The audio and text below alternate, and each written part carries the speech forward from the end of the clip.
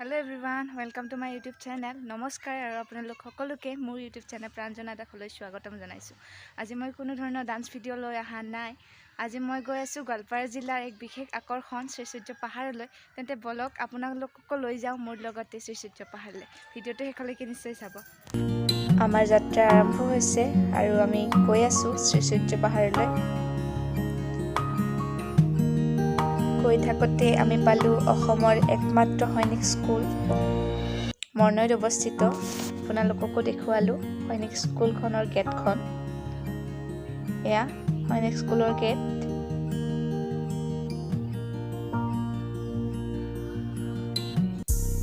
এয়া আমি আহি পালোঁ শ্ৰী সূৰ্য পাহাৰৰ চিমুল তৰণ।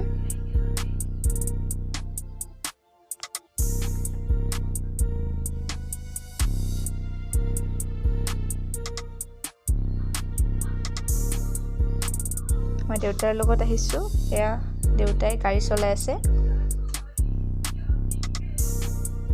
আৰু দাদা দুজন আহিছে। এয়া তেওঁলোকে আগে আগে।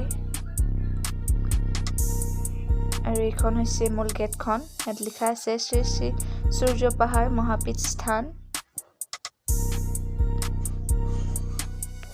এয়া গৈ আছো আমি।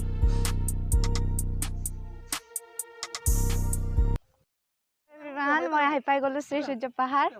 এয়া পৰিৱেশটো চাওক আপোনালোকে।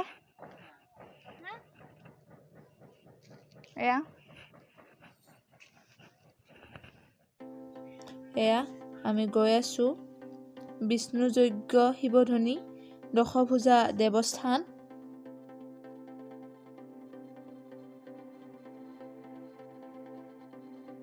পূজাৰীৰ কথাত আমি গম পালোঁ যে লক্ষ্মী দেৱীয়ে শিৱক এই স্থানতেই দেখা পাইছিলে আৰু 108 পাহ বেলপাতেৰে তেওঁক পূজা কৰিছিলে। সেইবাবে ইয়াত 108 জোপা বেলগছ আছে বুলি পূজাৰীয়ে কৈছে। এয়া আমি গৈ আছোঁ ওপৰলৈ।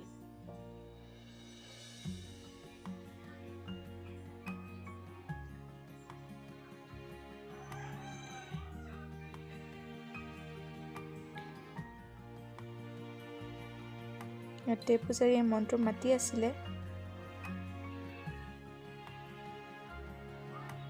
এয়া ওপৰৰ পৰা পৰিৱেশ। ইয়াতে একুৰা জুই আছে যিটো কেতিয়াও নুমাই নাযায়। সেইখিনি মই আপোনালোকক দেখুৱাব নোৱাৰিলোঁ। আৰু আকৌ ওপৰত মন্দিৰ আছে, আমি তালৈ গৈ আছোঁ।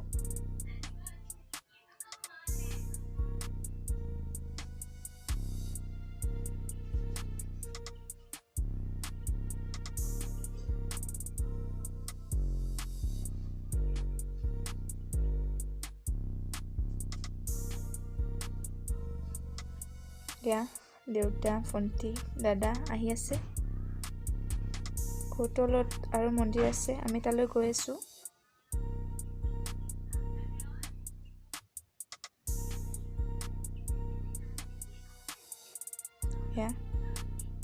ইয়াতে বহুতো গুহা আছে আৰু শিলত খোদিত মূৰ্তি আছে। এয়া আমি তালৈ গৈ আছোঁ ভিতৰলৈ।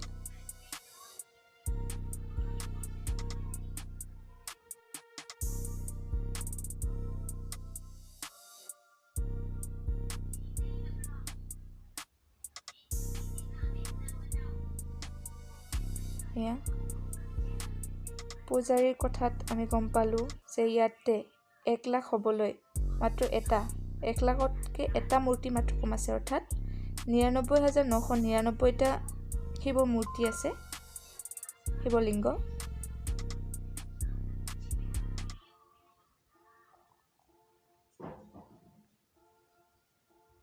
এয়া আমি ওপৰলৈ গৈ আছোঁ।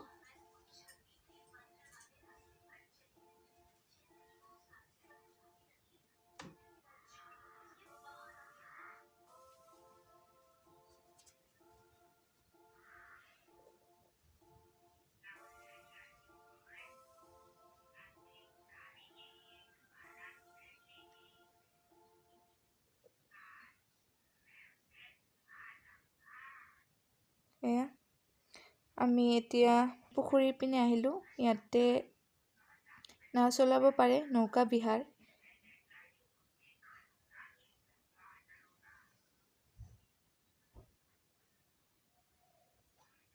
এয়া সৌন্দৰ্য অতি মনোমোহা, খুবেই ধুনীয়া। আমি এতিয়া গৈ আছোঁ আৰু ওপৰত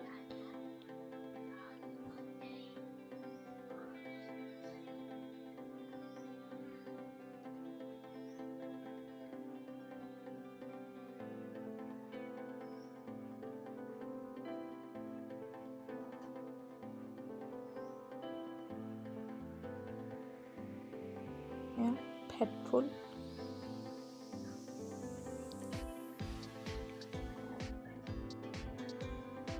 এয়া দাদা আৰু মই, মোৰ জেঠীমাৰ ল'ৰা।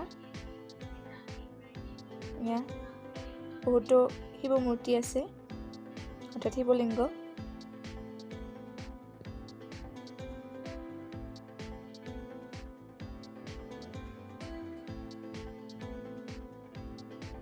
এয়া এইটো এটা শিৱলিংগ।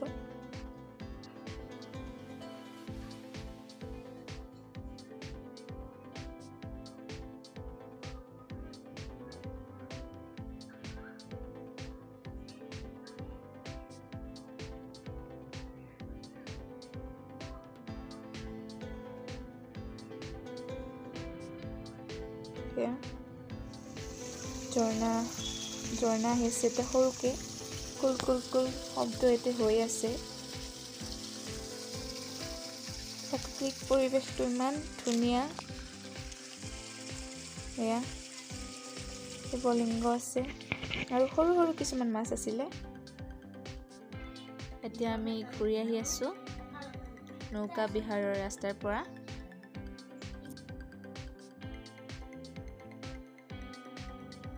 এতিয়া গৈ আছোঁ পানীপুৰি খাবলৈ আৰু দাদা দুজন আছে। বলক পানীপুৰি খোৱা।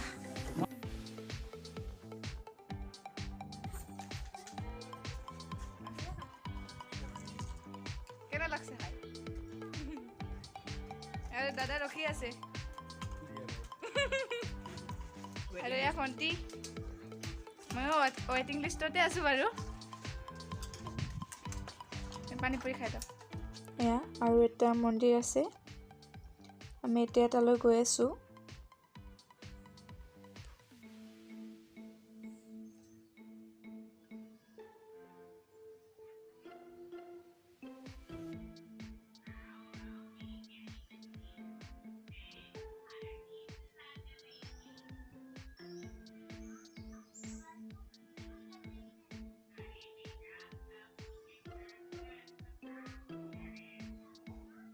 এয়া মই গৈ আছোঁ।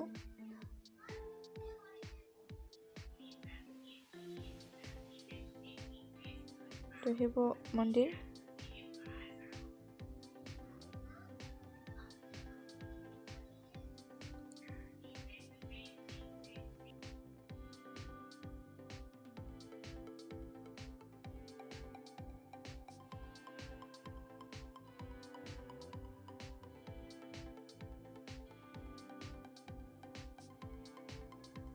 এয়া মন্দিৰৰ কাম চলি আছে, সম্পূৰ্ণ হোৱা নাই।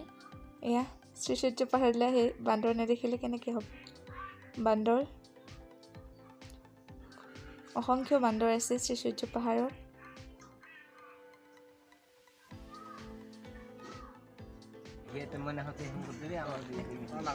খাই আছোঁ কুঁহিয়াৰৰ ৰস। কেনে লাগছে? মজা। দাদা কেনে লাগছে খাই? আপোনালোকক দেখুৱাই আছোঁ শ্ৰী সূৰ্য পাহাৰৰ সংগ্ৰহালয়, কিন্তু ক'ভিড পৰিস্থিতিৰ বাবে শ্ৰী সূৰ্য পাহাৰৰ সংগ্ৰহালয় বন্ধ হৈ আছে এতিয়া।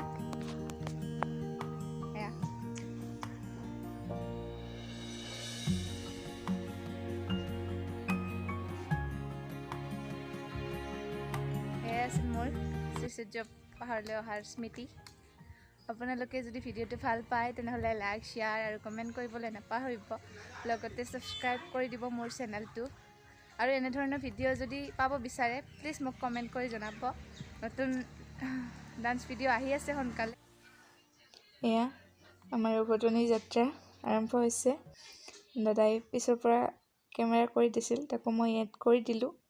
ভিডিঅ'টো শেষলৈকে চোৱাৰ বাবে বহুত বহুত ধন্যবাদ। সকলোৱে উঠোৱা কেইখনমান ফটো মই ইয়াতে এড কৰি দিছোঁ। Thank you for ৱাটছিং।